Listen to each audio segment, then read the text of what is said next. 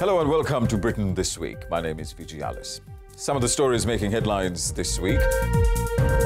A new Sikh regiment for the British Army. The dates finally announced for the unveiling of a memorial to Mahatma Gandhi here in London. And the film sequel to a famous Rajasthani hotel is here. We find out more. A leading Conservative Party politician has called for the government to set up a Sikh regiment in the British Army. Sir Nicholas Soames, the grandson of Winston Churchill, said Sikhs had shown extraordinary bravery serving Britain during both world wars, and a new regiment would help fill a gap within the British Armed Forces.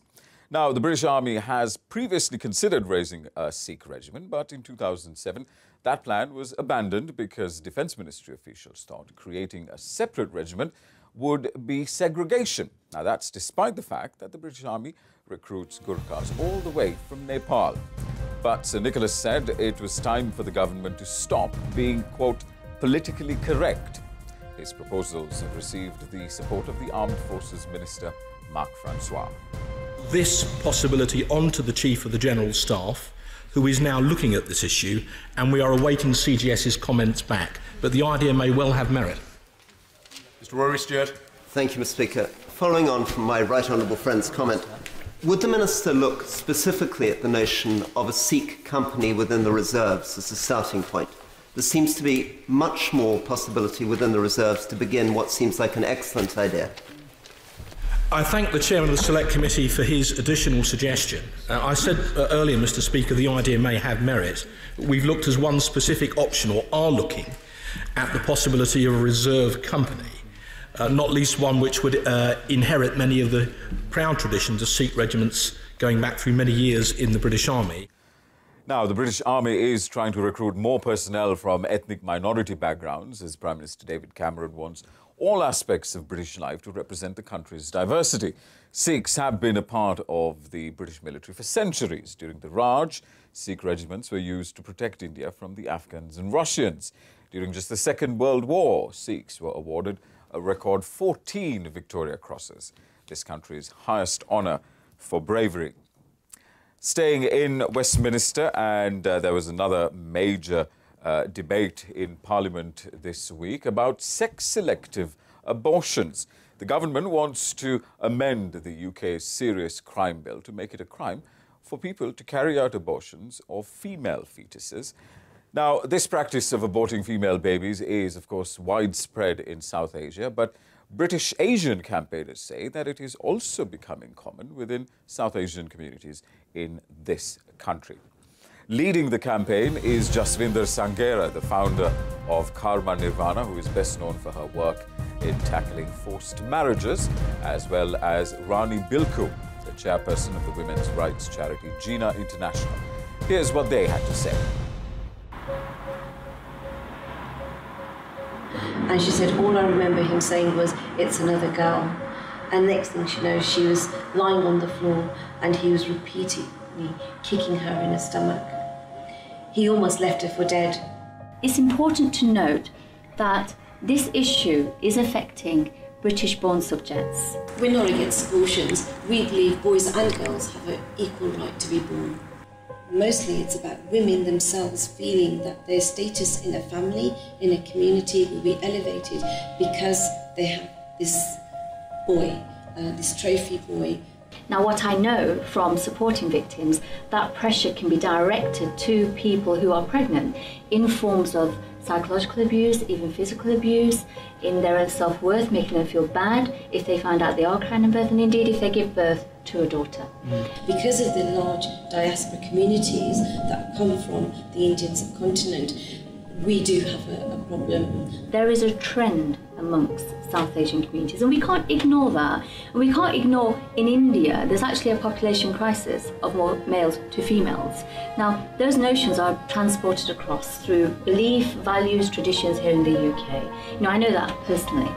So we have to be honest about the trends. You know, this is not racial profiling. I'm a campaigner against forced marriage and honor-based violence, and I know that these abuses are significant within South Asian communities, and I have to say that. Jaswinder Sanghera and Rani Bilku there. The proposal has been put forward by Conservative Party MP Fiona Bruce, but while it has received support from more than 100 MPs, there are many who are opposed to the amendment. Some women's rights campaigners, such as the Southall Black Sisters, say that the law would criminalise women, that young mothers who are already under pressure to have boys due to cultural reasons would be too scared to come forward to seek help, knowing they will end up being prosecuted. Now, the general election is less than 100 days away, and the topic of immigration has been a major debating point for all parties, as it usually is just before any election. The Conservative Party have pointed to the fact that there has been a 49% decline in students from South Asia since they came into office. The UK Independence Party say they will not allow anyone into the UK. Now, one organisation is fighting back with a poster campaign. The movement against xenophobia is currently raising funds to put up posters across all London Underground stations, showing the contribution that immigrants make to British society. Here's Syra Grant, the movement's legal director. They say immigrants are taking our homes. I say look at any building site. Immigrants are building our homes, are building our schools, are building our hospitals. We really need your help to make this poster campaign a reality. What we want to do is show that migrants are part of the fabric of British society. We want posters on all tube stations where 4.2 million people travel and in all national rail stations where 7.3 million travel. Imagine the impact of these posters for 2 to 3 weeks before the general election, showing the contribution migrants make to everyday life, from cleaners, teachers, tube drivers to footballers. Migrants are part of the fabric of British society, and this campaign will really change the political rhetoric, change this negative imagery. Now, the movement against xenophobia say they need £44,000 to put the posters up at tube stations, and they've started a crowdfunding initiative to raise the money. The website is on your screen now, so if you are an immigrant and you want to tell Britain that you make a contribution to the society, do go and donate. In other news, a permanent memorial to Mahatma Gandhi in London's Parliament Square will be unveiled on the 14th of March. Prime Minister David Cameron made the announcement this weekend, saying that the new statue will enrich the firm bond of friendship between the world's oldest democracy and its largest. When I'm asked to do a commission of this importance, I need to find some hook to hang it on, because obviously Gandhi lived to the age of 79, and one could choose to do him as a young man, as an old man, or somewhere in between. But it's nice if you've got this sort of reason for doing him at a particular age.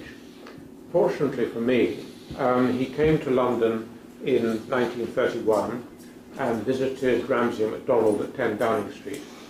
And so that was the hook that I was looking for, because going into Parliament Square, what is more appropriate than to link it with that particular visit? He was 62 at the time, which is a very good age to portray someone, because it's, you know, they have achieved a lot at that age. It has received a significant support both in the UK and India. Narayan Murthy, the billionaire founder of Infosys, and Rahul Bajaj, the chairman of the iconic Bajaj Group, both donated £250,000 towards the trust, which was in charge of raising the £1 million required for the memorial. The Lakshmi Mittal family also donated £100,000, and another London-based hotelier a further £100,000. Parliament Square is home to the statues of many famous people: Nelson Mandela, Winston Churchill, Abraham Lincoln. But fittingly, the Gandhi statue will be the final memorial in that space.